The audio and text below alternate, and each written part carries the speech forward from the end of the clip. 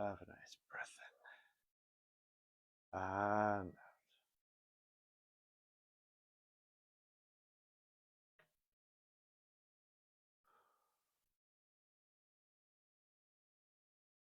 it will start off with some simple loosening up, warm up. Get a bit of speed into the blood moving. Nice and easy.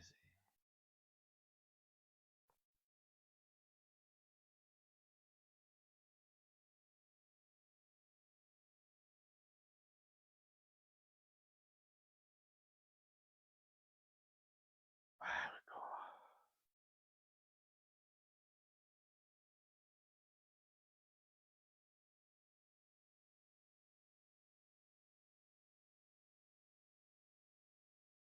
When you want to do a lot of more complex stuff, got to be a bit more vigorous with the warm-up. Nice and easy though, still need to be relatively relaxed. Otherwise you'll tense up unnecessarily.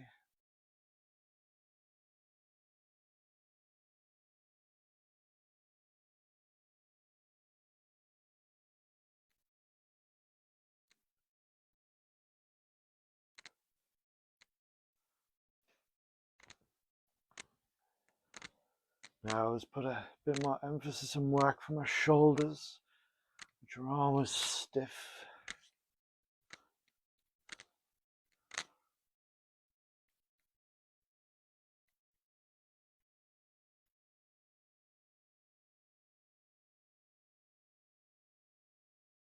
There we go.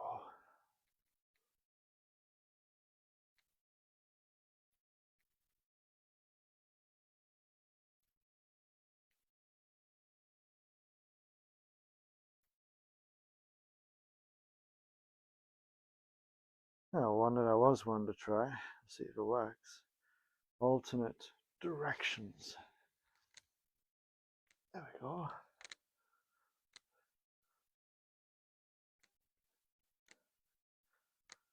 And the trick is, can I get it going the other way?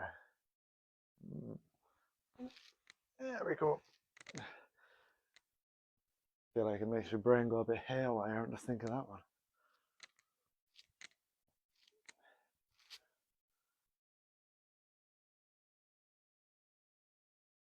There we go. Circle the arm.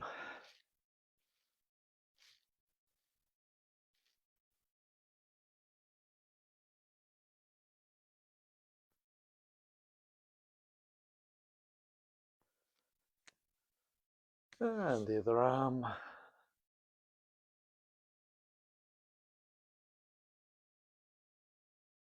There we go.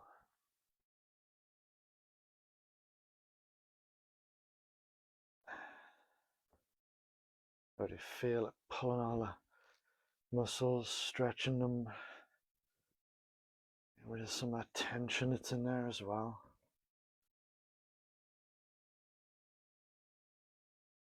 There we go.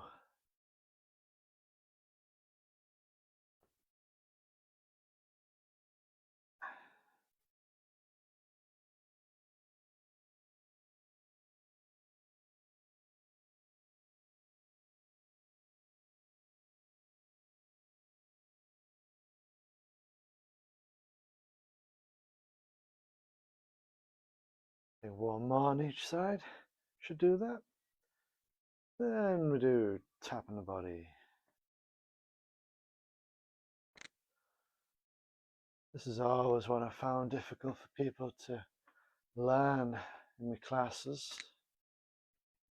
as people always think that the movement for the arms comes from the arms.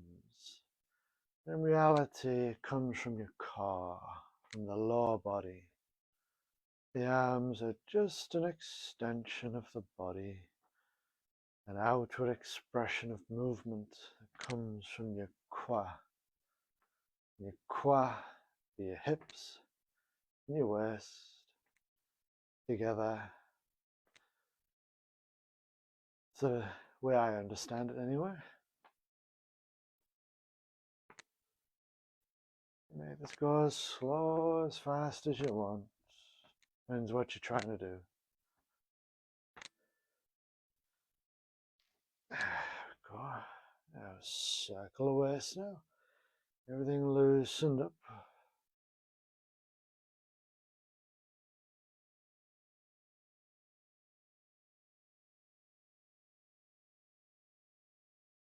There we go.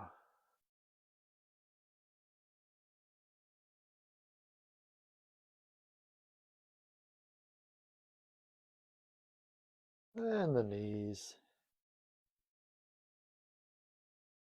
You can always tell which ones, in terms of classes, are a bit more Western. In my experience, people from more Western field of thought don't tend to like this exercise very much. They tend to think of it as not being very helpful. But then those who come from a more Asian background, or their teachers do, seem to prefer this one. I just think of it as a preference. Always helped my knees, as long as you don't go too mad.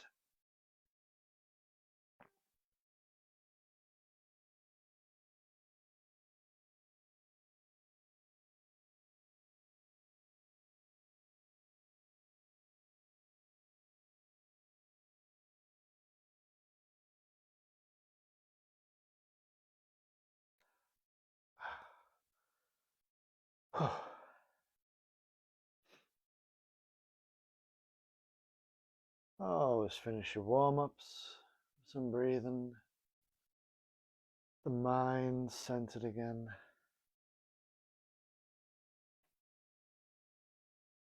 Give the body a bit of a shake.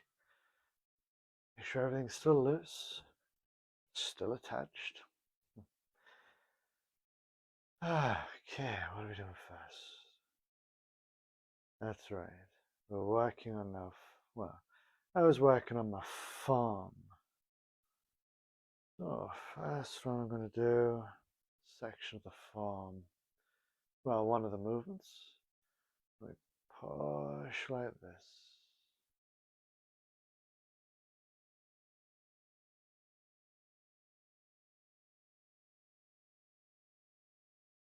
Even though we're doing more of the Tai Chi, you want to move with a mindful awareness. What do you mean by awareness? It's a general idea of what's around you, with no specific point of focus. This comes from a loud Jia form. We normally do two of these, and another one. Comes out.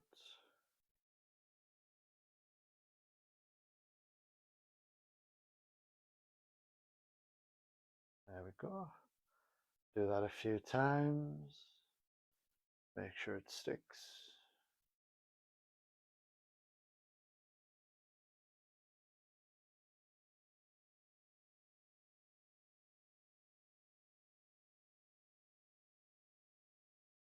And again. Oh, it's just simple repetition to try to get things right. Always helps as well to have a teacher who can look at what you're doing. Make sure you're not full of it. Too much training alone just tends to embed mistakes, unfortunately. We don't always have the luxury of a teacher. We just do the best we can with what we've got.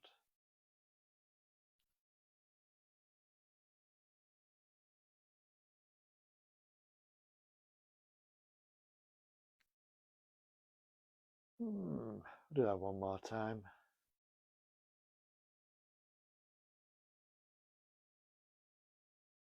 Keep on the floor.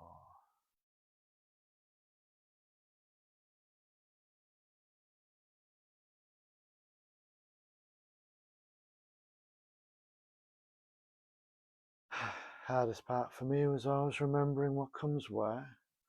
Once I memorized that, the teacher can correct any mistakes. For the next one, cloud hands. Let's try for a deeper stance.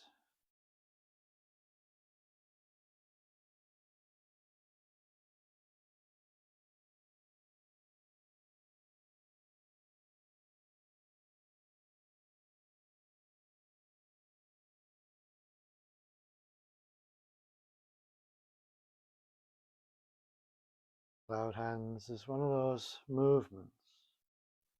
It's almost meditative for those who are the uninitiated.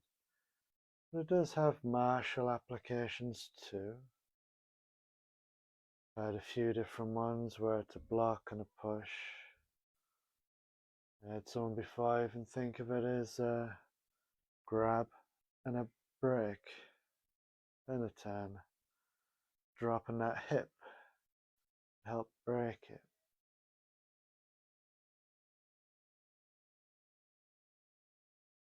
But like most Tai Chi movements, there isn't just one way for it to be used.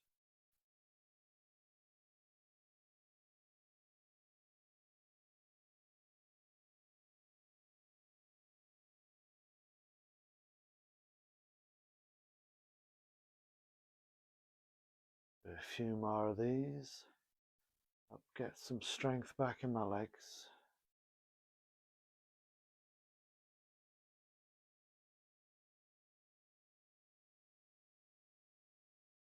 Oh.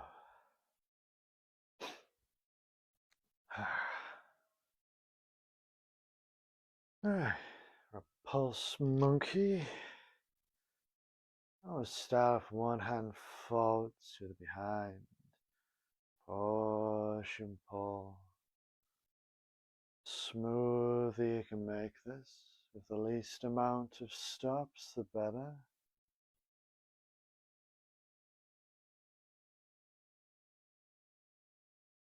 All about the smoothness. Not necessarily about worrying about martial applications like some do,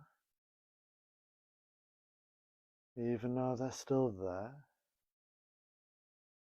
There are a few ways of doing this one. There's the yang style, where they just push and pull in front of the body, like so.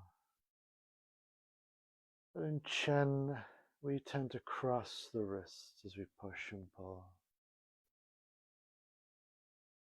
We push and pull.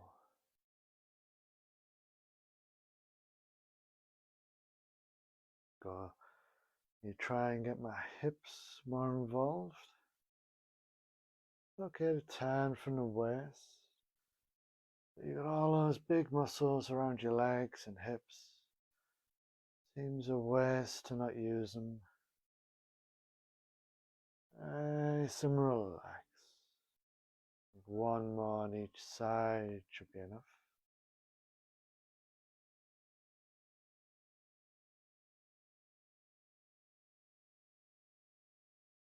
Deep breath in and out.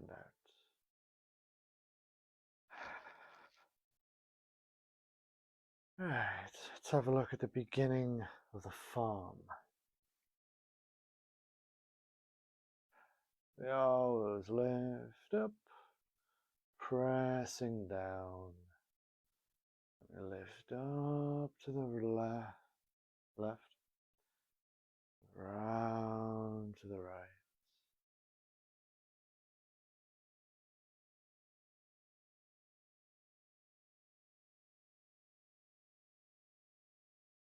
This is a loud cheer still. Beginning of the form. And a breath in. Find with a lot of Tai Chi, the forms don't necessarily name all the movements that you do. Here you've got your preparation, but for this one, there's no name. And for this one, I don't tend to give a name. And for this one, I don't tend to give a name. And for this one, I don't either. Oh, this one. But here is where the name comes in. This one's Buddha Warrior Attendant, pounds the mortar. Even though what we're practicing here is the short form, in reality, not so short. Here we call this 11 movements. But what would be more accurate to say is 11 named movements. We're probably looking at closer to 30 to get all of these movements in.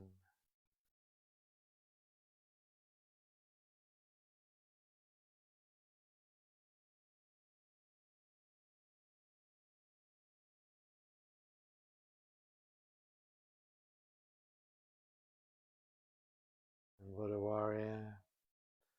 Why not? We'll go for our next one. Cross and wrist. And in.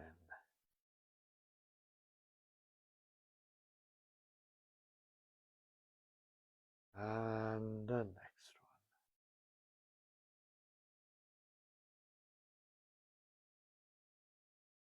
one. What you can do is think of these without the movements in terms of roll back, ward off, and such.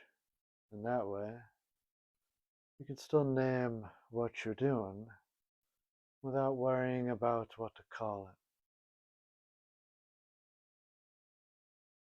It's a lot easier. So from Buddha Warrior.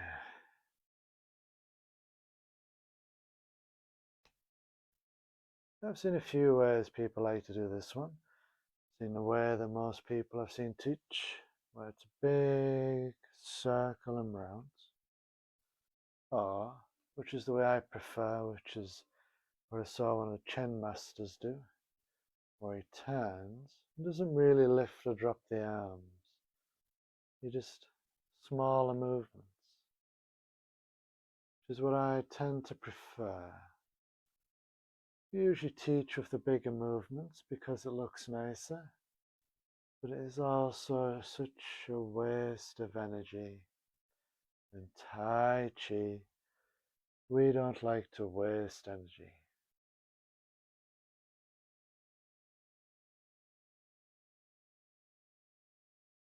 Now one will be single whip into lazy about tying cord.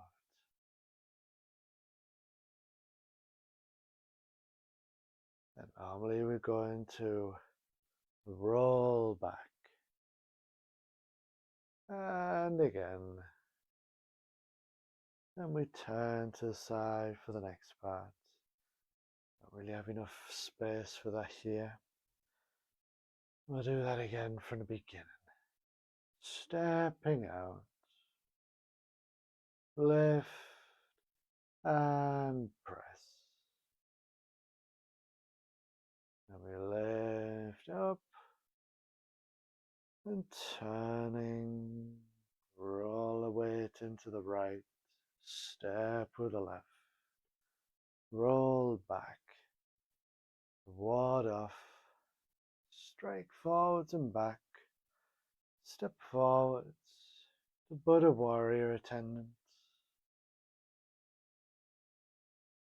We turn, separate, stepping in and out, crossing those wrists. Nice, gentle movements which hide the real strength in Tai Chi. You think we're all just so gentle, but there is a lot of power in the movements when you reach that level. But for now, we just keep it relaxed.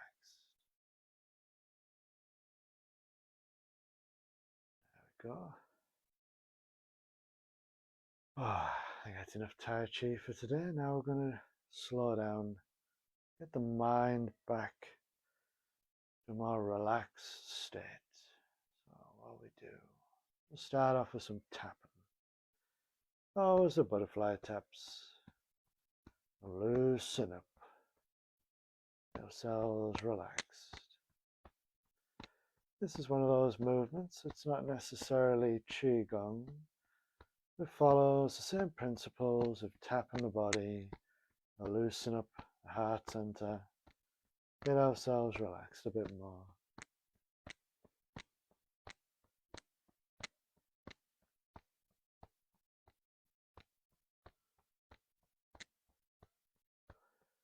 And down the inside of the arm, back up. Try not to tap my microphone. There we go.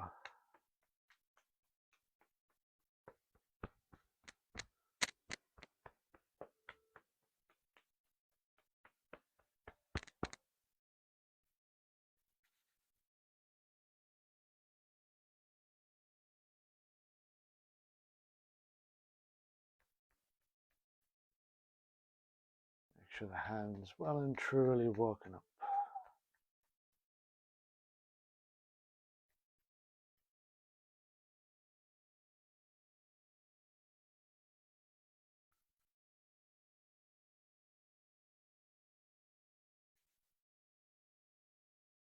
Massage the lower gong points.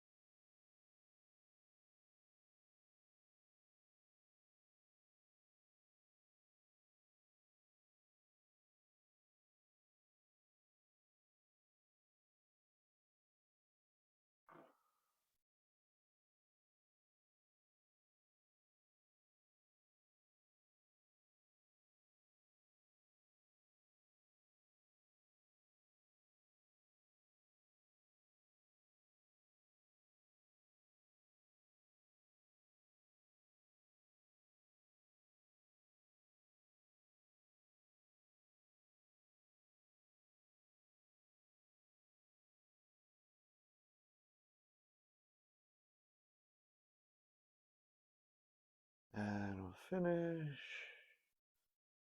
at the bottom, hand inside of hand.